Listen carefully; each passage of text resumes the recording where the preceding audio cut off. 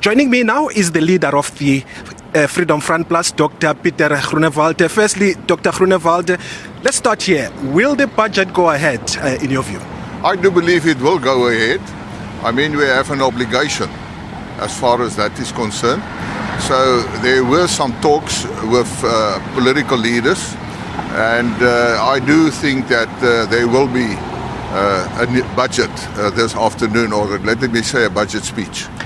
Is there agreement on the proposal to increase VAT? I'm not going to comment on that. Remember, we have a cabinet meeting now. We will get the final proposal at the cabinet meeting, and it depends what is going to come from that. Are you hopeful that you'll find each other? I am hopeful that there will be sufficient consensus. Let me put it that way. We must remember it's not like other legislation, for instance, that you need full consensus in the cabinet when it comes to the budget. The Constitution provides that the Minister of Finance is quite independent. And the reason for that is there should be financial considerations and not political considerations. But I do believe there will be sufficient consensus.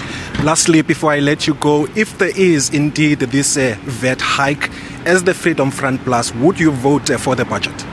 Well, it depends what the final proposals is. So I won't be able to say now.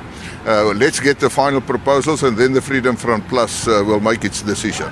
All right, thank you so much, Dr. Pieter Groenewald, the leader of the Freedom Front Plus.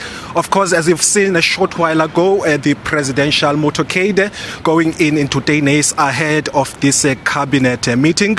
Of course, what we do know is that the president met the leaders of the political parties last night. Of course, there's still a deadlock in terms of the proposal to actually increase the VAT. Of course, the DA, I understand, is still steadfast that they will not support any VAT hike, and they are still sticking that there should be a 0% hike.